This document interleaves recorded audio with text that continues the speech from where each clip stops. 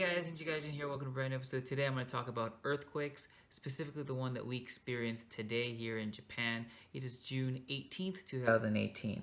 Today there was actually an earthquake on the Richter scale of about a 6 in Osaka City.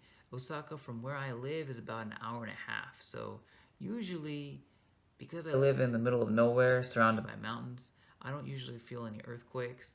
Probably within the last 8 years that I've been here in Japan, the one that we experienced this morning was actually the strongest that I personally have experienced thus far in Japan. Uh, I got the phone notification, so here in Japan they have a nationwide broadcast. If there is an earthquake in your area, you will be alerted. Now, of course, the alert is in Japanese, but you will hear a very strange sound coming from your phone as well as the warning. So once you see it, well, I'm sure you're not going to forget the next time. But yeah, I got the notification at about 7:58 a.m. I was still at home getting ready to leave for work. Today I had a special day. Basically, I was going to a preschool. But yep, so it struck right before 8. Literally, as soon as I got the notification, within a few seconds, I could feel the house basically moving like this. The movement didn't last very long, luckily. It lasted maybe 5 seconds or so. But the thing that was kind of puzzling, a little strange, is even though it didn't really move that much, and here personally, even though in Osaka it was a 6, here where I live, it was about a 3 or a 4. But it actually made me a little bit nauseous, which is kind of weird. I don't usually get nauseous very easily. It felt like I've been like in a car seat for a while, basically car sick. You know how you feel sometimes if you sit in the back of a seat after a little bit. I kind of felt like that. It's kind of weird feeling. It lasted about 30 minutes. Not sure why, but hey, that happened. Unfortunately, in Osaka, they were not so lucky with the level 6. About 200 or so people were injured, and 3 people actually lost their lives. A little girl, 9-year-old girl, lost her life going to elementary school.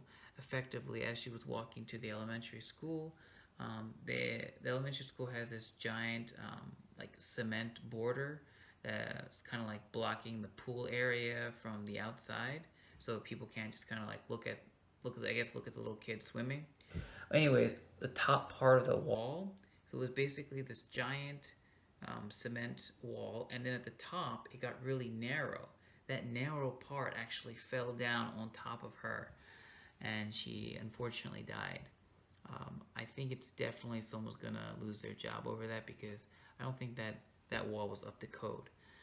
There was another individual who died actually in their house. It was an elderly man. I believe he was around 80 years old, and a bookshelf or his bookcase actually toppled on to him, and he passed away.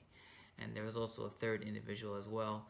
Unfortunately, I don't actually remember exactly how they died, but yeah, so 3 people lost their lives, at least 3 people.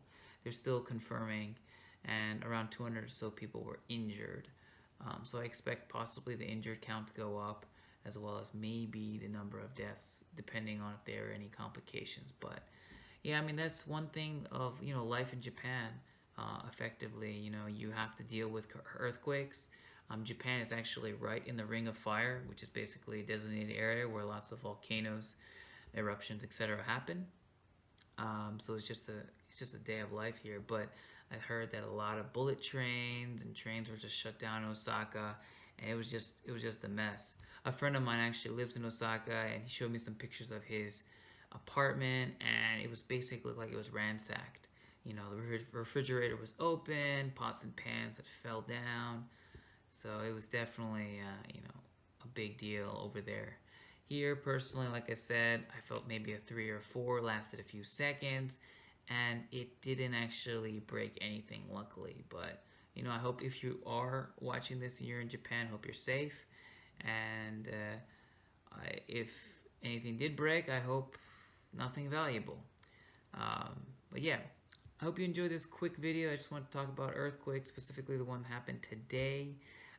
If you are in Japan, if you did experience the earthquake or felt it, please, I'd love to hear from you, and I hope everything is okay. And if you have any questions about this video or any of my other videos, feel free to comment down below and I'll get back to you as soon as I can. Thanks again for watching, and if you found this video useful or entertaining whatsoever, please hit that subscribe button, hit that like button, as well as that notification bell. And I hope you have a pleasant day. Thanks again for watching. Bye.